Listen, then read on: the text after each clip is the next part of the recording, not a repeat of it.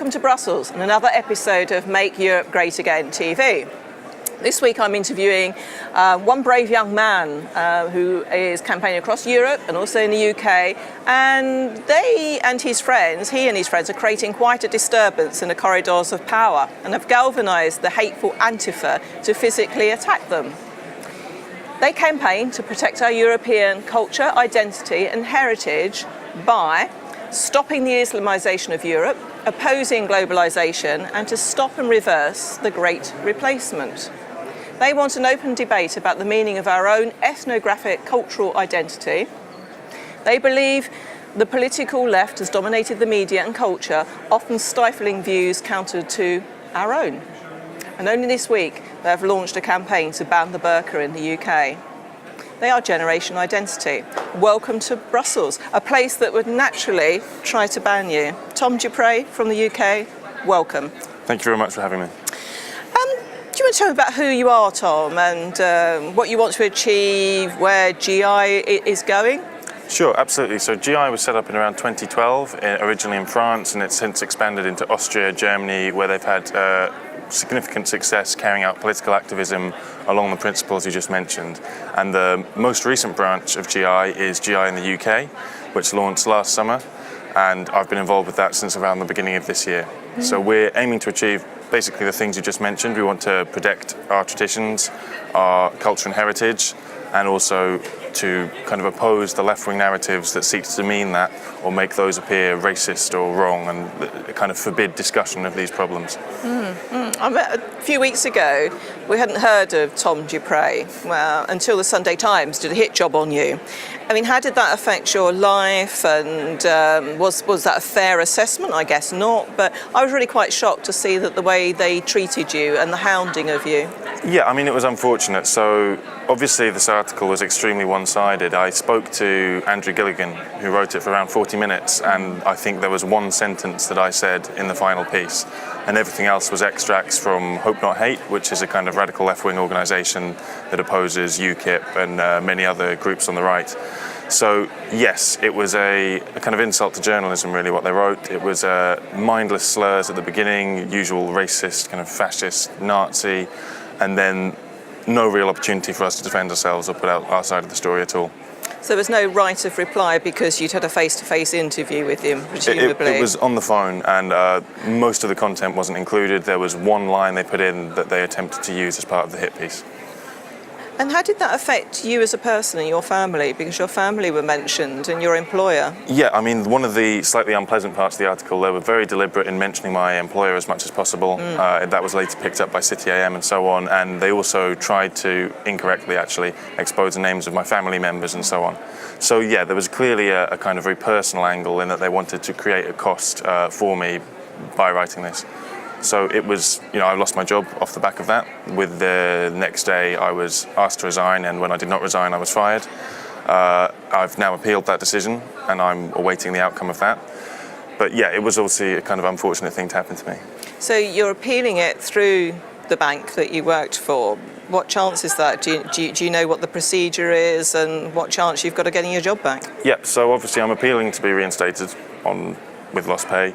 I believe the firing was illegal. I believe it's in breach of the Equalities Act. I was being fired for my political or philosophical beliefs. I think that's actually fairly clear.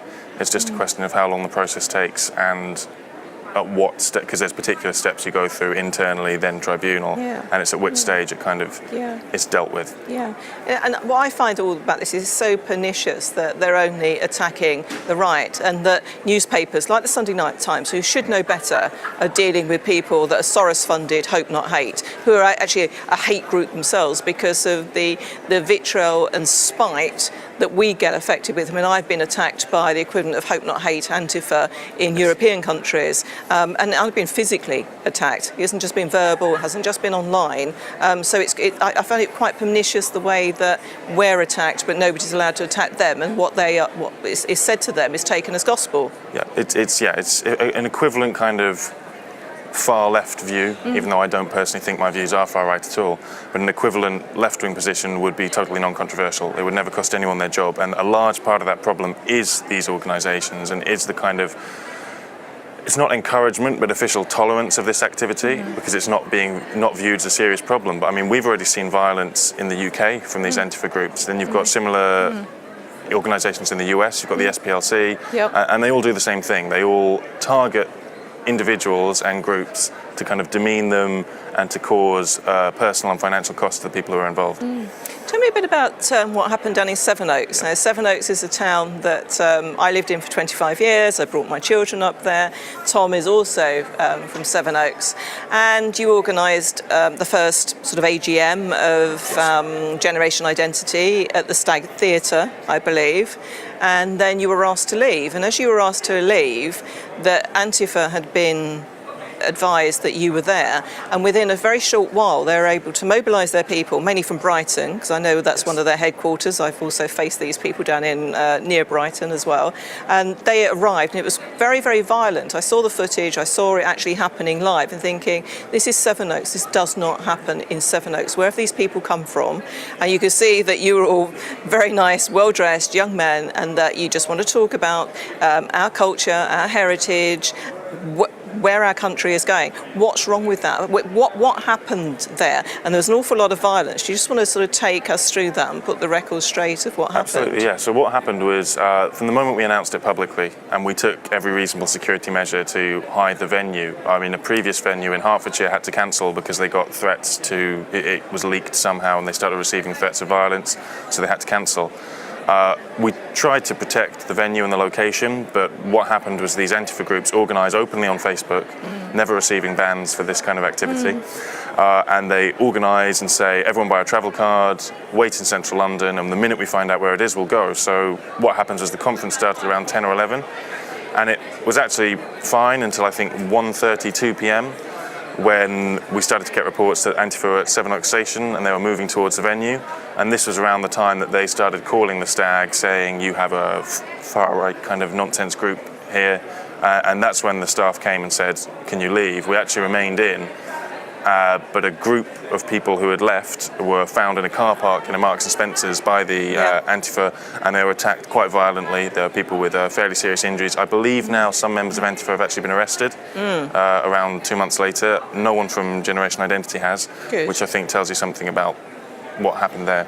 Yeah, I saw the violence, and the police are actually quite at a loss what to do, because it's not the sort of things that happens in Sevenoaks, is it? And I would say to you also, Stag Theatre, you are funded by the taxpayer, and the taxpayers of Sevenoaks, and I think you were quite disgraceful to shut down, because you did have another hate figure that I saw once, actually. I saw Alistair Campbell there spouting his vitriol and hatred one night. That was a few years ago. So if you can have Alistair Campbell, you can certainly have Tom Dupre. You've also recently had a Facebook ban and Defend Europe, which is allied to GI as well. Yes. And there's also been a ban on Patreon for Brittany Pettibone, who is a US citizen who's been banned from the UK, who is the girlfriend, fiance of Martin Sellner from Austria. Why on earth a Facebook banning you? What's their justification for this? There's no justification whatsoever. All of these incidents are kind of disturbing in their own right, and they all come from this same double standard. So as I just mentioned, they've never banned one of these Antifa groups that calls for open violence against a specific group at a specific date. I believe the Patreon ban cited violent organisation as one of its motives. So clearly, as you mentioned earlier, there's an enormous double standard in left-wing groups or left-wing politics and what happens on the right. I think the actual details of how the Facebook thing happened was they decided the lambda, which is our logo, it's a kind of circle with a small triangle in it, was a hate symbol. And so every single image we put up and our logo and so on was reported for a hate speech every time it went up. So after several kind of 100 violations, they automatically take it down.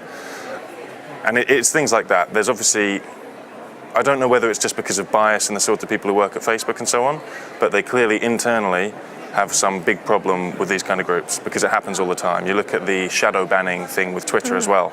Many kind of right-wing figures or even non-left people are often, they either have their tweets kind of de-promoted or are kicked off the platform entirely, while Islamists and people on the left get away with open hate speech quite regularly. Yeah, I know.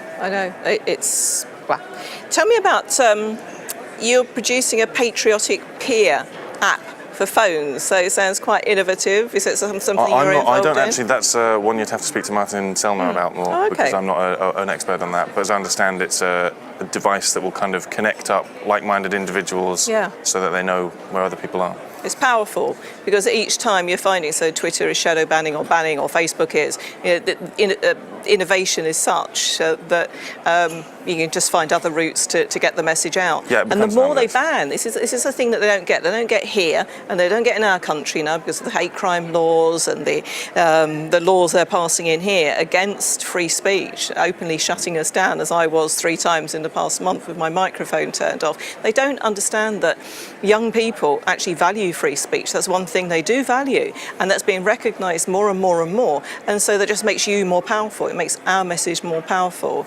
And I think in the UK, and also here as well, that we're in a tipping point where we either allow this legislation to try and close us down, and that we accept that certain things are unpalatable to hear, or as we saw in our marches for the Free Tommy March a few weeks ago, and I know GI were there, and also our pro-Brexit march on Saturday in Whitehall, where also GI were there supporting free speech.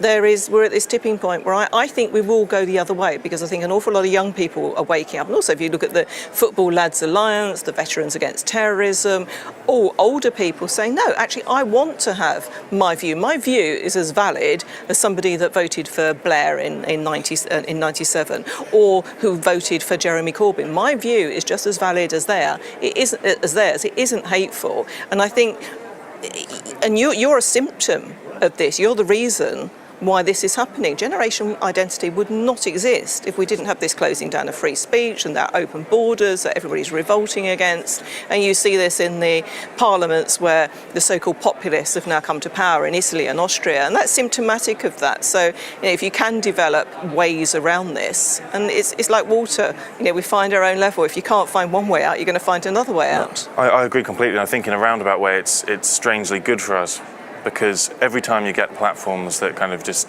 systematically ban people to degrade certain opinions, all they do is they undermine themselves, because over time people will migrate to different ways of reading the news or getting their information online. And also, it's very, very obvious to kind of neutral, non-engaged observers that this is going on. Incidents like the mic cutting off. Anyone who watches that knows exactly what's being done, and maybe people who aren't that engaged in the issue or don't really care see that and think, well, that's clearly wrong, so I'm going to listen to what they have to say. So it's I think it's desperation in some ways when you start to get that kind of overt censorship.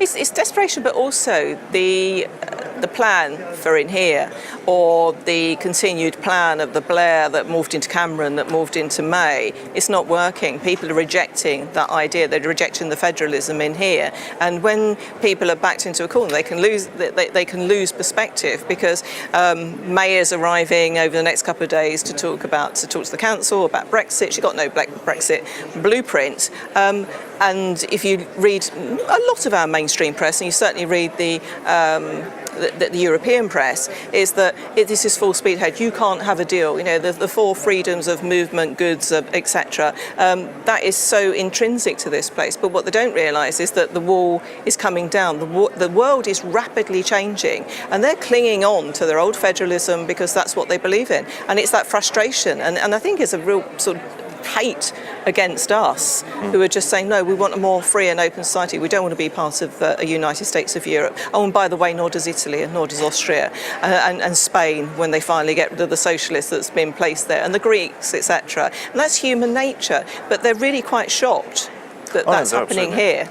Because I guess there's been this consensus in certain circles, probably since at least the late 80s, and that any opinion outside of that is either some ridiculous throwback, usually on the left, or just unacceptable. And I think people have got so entrenched in this kind of view that this is the only way things can be done and it's going to go on forever, that they're genuinely shocked. I think Brexit, for example, would have taken everyone here by genuine surprise. They would have thought it's just impossible. And the reason they're shocked is because of this censorship. They've not been listening to other people, and they've become so divorced from what most people actually think that it becomes like a fantasy land. One of the campaigns that you ran this week, and I've been fully supporting you, was ban the burka.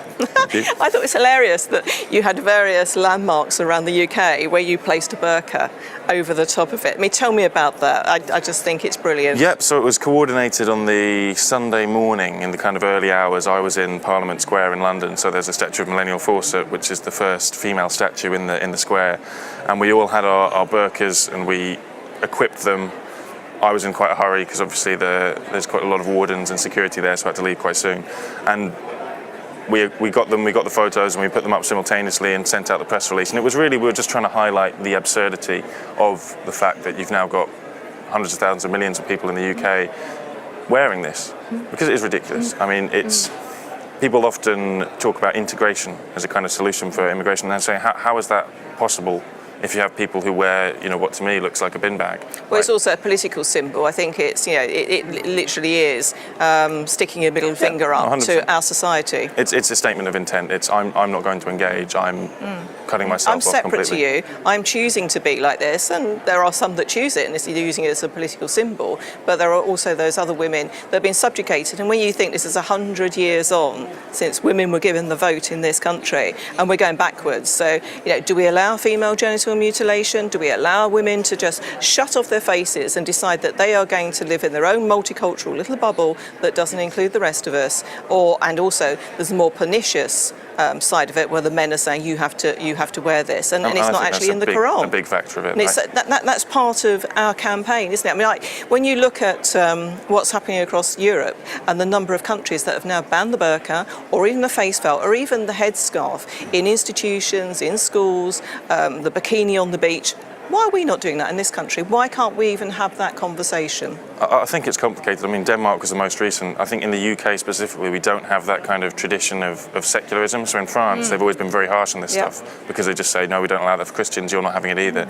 In the UK, we've kind of negotiated ourselves into a corner. We're victims of ourselves because we don't have the legal power to do anything about it. And there's also a culture of live and let live, but it's taken advantage of by these groups. And that's, you say, or do we allow female genital mutilation? Currently, yeah, we do. Yeah, we do, because it's not one single prosecution, despite thousands being identified. I know. The burqa's a good one, and it's something I was asked in a 2010 general election, would you ban the burqa? And I was standing up in Batley and Spen, which was poor Joe Cox's constituency. And the only time we had burqas come in was on a Tuesday, on Market Day in Batley. And they used to come in from Dewsbury next door. And I had a couple of really nice young men working with me, 17, 18. And we were giving out the leaflets one day in Batley. One of my young men from Kent came up to me and said, Janice, can I go up to these ladies in the burqas and hand them a leaflet? I had to stand back in 2010 and said, really? You're actually asking me that question? I said, I want you to go up and deliver a leaflet to anybody you think would like one of my leaflets. And if there's any objection, I want you to come and speak to me about it. Anyway, we had the leaflet over. It was very difficult to see through the burqa with the grill on the face. But I found it quite shocking back then, we're talking about 8 years ago, that this young man had to even come and ask my permission to go and talk to another woman in our country, living in our country. And that's the intent of it. Would I have banned it back then? No. I mean, I am a conservative libertarian, but I think it's come to a point in our countries now where we are such a fear and threat of terrorism, and we all have to live together. They've got to integrate. We have to live together, and to actually closing off your face or making young children now, young girls, go to school in a headscarf. That is not part of our Western culture, and it's now, I think, totally unacceptable. So good luck to you. Yeah. And it never can be part, right? It's completely separate, and anyone who does that is. I'm glad you mentioned as well. There's a security risk angle to it as well. You don't know who's under a burqa. It's extremely hard to see through. It's extremely hard to tell what's going on, what their intentions are. You can't really have face-to-face dealings with someone whose face is covered. Yep. So there's a myriad of ways in which it's completely unacceptable, but because of a certain squeamishness, no one's done anything. Yeah, I know. I was pulled over again in Eurostar. I come through Eurostar, Ebbsfleet, maybe once a week. They know me. I'm no jihadi bride, but there I was again, having to hold my arms up, take my jacket off, have my body completely scanned, had to take my shoes off. It happened 2 weeks ago at Gatwick. I really object to that. actually, now, as a female in my country. And that's a result of the burka and the shoe bomber, and it's come from America as well. We've got to stand up and say, no, actually, this is unacceptable to the vast majority of our people, and we've got to do a bit more profiling rather than just thinking, oh, well, we'll pull Janice out to have a look into to test her bag for drugs, or make her have the indignity of taking her shoes off and walking through with bare feet at Gatwick Airport. It's unacceptable. And it's the same thing. It's this kind of culture of, anti-racism or false anti-racism. And it's the same thing that happened with Stop and Search, of course, in London, where they're like, we need to stop doing this extremely effective policing tool because it's racist. Yeah. And what happens when you stop it? Yeah. Knife crime goes up. And it's the exact same thing. It's these kind of false moral values keep just hurting us badly. And we might save a few more black men, young men, from losing their lives in their cultural gangs. Let's get technical. Explain ethnographic cultural identity. Can you explain that in sort of layman's terms? So your ethnocultural identity is essentially who you are. It's your background, both in terms of, who your parents are, where you come from, everything. And obviously, in a society, there has to be some kind of unified and shared culture. And what we're doing is we're also accepting that, at least for most people, while I don't deny integrated individuals exist, and there is such a thing as integration, for most people, your culture is also that of your parents and who you're descended from. That's not a controversial statement, that's fairly obvious. So sometimes we can go too far down this idea of values. Values make you British. They now teach British values in schools. But the reality is, if your cultural norms are totally at odds, you can nod to some kind of sycophantic values, but it doesn't actually make you British or European or any of those things. And we're just trying to have an honest discussion over what makes you who you are, in a sense, because that's the first conversation you need to have if you're going to talk about citizenship, immigration, anything like that. It seems to be rather airbrushed. I can remember Sajid Javid saying he'd banned Brittany Pettibone, Lauren Southern and Martin Sellner and others actually from GI because you don't understand our British values, you don't conform to that. But I did send Sajid a letter. In fact, I sent him 2 or 3 since he's become Home Secretary, and just say, could you explain to me what you mean, you as a Home Secretary, mean by British values? Because actually I think we've lost our way, because we've not had one single political leader to give a vision of what Britain is and what our values are. And if we had like a mini constitution to say these are what our values are, these are what you should be subscribing to. So we wouldn't have the madrasas in our country, we wouldn't have the burqa, we wouldn't have segregation, we would have everybody, we would recognise religious values, absolutely, but under a sort of Western Judeo-Christian culture. And to have that laid out, I think would be very, very helpful. But Sajid Javid hasn't come back to me yet. Yeah, I mean, it's a complex issue. There's also another side in that you could say British values are the values of the British people, and that they may change over time. And there's always a danger if you write them down in the future, they may slowly evolve over time. So you can kind of limit yourself off that if you go too far down that route. But I do agree, there's a lot of noise from the Conservative Party about what being British values are and so on. And it sounds good for them, it's a soundbite. But they're terrified of actually having that conversation. And they can't, they're not capable of it. I think that was exemplified by Emily Thornberry when she sneered at the England flag, and now FIFA are also very, very wild. And I think it's probably G'd up by the government as well for singing Brexit songs at Russia. I was trying to get on a plane tomorrow to go off to watch England. I'm not a natural football supporter, but I thought we'll start leading the singing. And you can't just shut down this national pride, and part of that is our flag, and it is our pride in our flag and just our whole culture.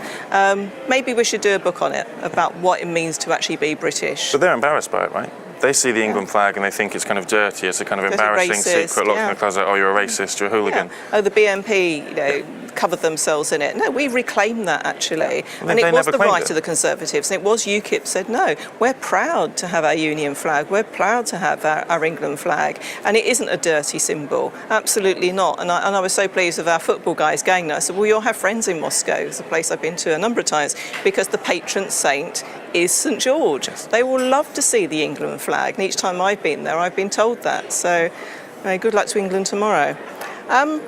Same question, another maybe an awkward one. I don't think so. I think you'll be able to explain what it is. What do you mean by re-migration? Again, this was something that you were very criticised for. Yeah. But as I read it, it's just repatriation of illegal immigrants. Surely that's something that Salvini's doing at the moment. It's essentially this idea. There are currently people in the UK and in every European country who shouldn't be there. And I think everyone agrees on that. There's over 1 million illegal immigrants. Yep. There's radical Islamists. There's Salafists. I don't care if they were born here. Yeah. If you subscribe to that, you have to go. Mm-hmm. So yeah, we have these fairly large, in the millions, groups of people who should not be here right now. And remigration is simply an acceptance that, like before the 90s, when there was a net movement of people out of the country, we need to do something. And it doesn't necessarily mean sending a van round to all the illegal immigrants. It could just be stiffening up our kind of labour laws so that people can't get black work here on the kind of black market. Yep. And they leave voluntarily, because something has to be done. You can't have 1 million people using our hospitals and so on who are just here illegally. It can't happen. And there's many other groups as well. I mean, we've just said people are these Wahhabist mosques, often funded by Saudi Arabia, and they preach an utterly kind of vile ideology. And recently, I think in France, they had their rights to run these mosques and preach this kind of specific strand of Islam curtailed. And many people left and moved to the UK in areas like the West Midlands where they're still open. So if we closed them, they would go. They would go to somewhere where they can do it. Just like Switzerland did recently. I was reading that Switzerland had banned the foreign funding of mosques and any foreign funding. And of course Orban's doing this against the sort of Soros and like-minded NGO charities that are aiding and abetting what we now call the people traffickers of the NGOs. And if we did this as well, the foreign funding of mosques in our country, it was so heartening to hear Sebastian Kurz, the Austrian Chancellor, saying, no, there are a number of radical mosques, we're closing them down. We have got radical, hateful preachers. We're deporting you. When I mentioned that at our march on Saturday, there was an enormous cheer that went up. There's a big support of that. And until we get to grips with that, then we're not going to get to grips with bans on the burka, and we're going to have more terror because it is imported Salafism, as you've said. I mean, when I stood in Batley in 2010, it was ironic because I was the female candidate. I was one of Cameron's so-called A-listers, which I hated. But I was a female candidate. He and some of his shadow cabinet came to visit back then. And I had to stand outside of a mosque while a shadow minister went into the mosque because they weren't allowing me to be in there. And I thought that was a real affront, and that really made me angry about the Conservative Party. There's no way they should have visited a mosque without me being allowed to go into that mosque. And until we get to grips with that, this terror problem and integration is not going to change. And if you tolerate that, you endorse it. Yeah, and that's absolutely. what these people think when they see this. They think, oh, fantastic, they don't care, they're allowing me to do it, I'll carry on. I wish our government would be bolder, like Salvini, like Kurz and Strache and France. And of course, yesterday, something that Geert Wilders has been campaigning for years against was to ban the burqa. And I think it was in the Parliament yesterday, it's certainly been in the last 2 or 3 days, they have banned the burqa. I really don't understand why we can't get to grips with that in our country. And good luck to you. I mean, what sort of feedback have you had? I've just watched online sort of the burqas that went around the UK. Yes. What's been the feedback? Well, it's very positive because it kind of makes people look at it in a way that's maybe initially amusing, and it kind of draws it to attention in a light-hearted way, because it's actually a very heavy topic, right? It's a serious issue. Yeah. But it attracts people's attention and it gets them thinking, and it puts it into a kind of public conversation, and that's what we need, because I'm not just fairly confident, I'm very confident. The vast majority of people, particularly the vast majority of British people, completely agree that this is an issue.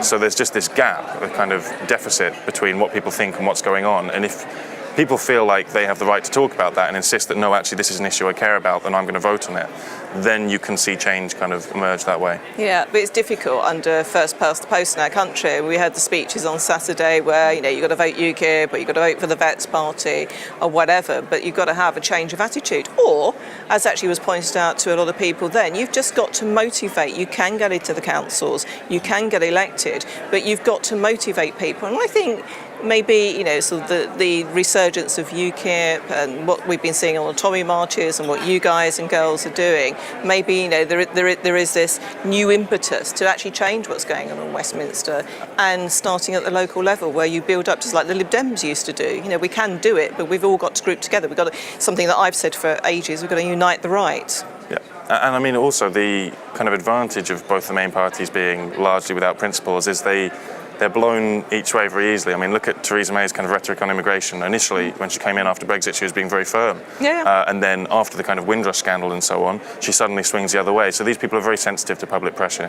And if a large enough group of people force the issue, you can see, even while we still build up the kind of new parties, you can see a fairly significant change in rhetoric from the main two. Oh, good. Well, what next for Generation Identity, particularly in the UK? Yeah, well, obviously we're still active across Europe. We're working in the UK. We've got a few campaigns that we haven't revealed yet that we'll be probably seeing towards the end of the summer. We're going to carry on with this burka issue. We've got a few kind of novel ways to bring that to the fore that we'll be looking at. And obviously we'll be still heavily involved in some of these events, attending all these events around the Tommy Robinson issue and Brexit and so on. Okay, and we got the big March for Freedom and to welcome Trump on the 14th of July. I unfortunately can't attend, but I hope GI are going to be there to show their pleasure at the best president that probably the States has had since Reagan coming to our shores. In a long time, and hopefully we can counteract that. I don't know if you saw that really childish balloon that they've made. There's some kind of left-wing idiots have made a giant balloon of Trump looking like a baby. So it's just that kind of childishness, and it's shocking that that's tolerated, really, because you've got a leader of the most powerful country in the world who we really need to kind of think well of us as we leave the EU. And there's this tolerance of just really vile anti-American rhetoric from leading politicians and so on, and no one thinks anything of it. No, and of course the Clinton News Network. There's only one TV outlet, which is Fox News, that's actually giving him a good press. You know, he's got GDP growth of 3 to 4%. He's got the highest number of people in employment. He's got the highest number of black people in employment. You know, he's carrying out what he said he'd do. I just wish that our government would, because they've been elected on mandates that I don't recognise. Yep. Good. Well, thank you very much, Tom Dupre. And I wish you all very well for the future. We'll all be watching what happens with GI, and good luck to you. I think you're going to go places. Brilliant. Thanks very much. Thank you. Thank you.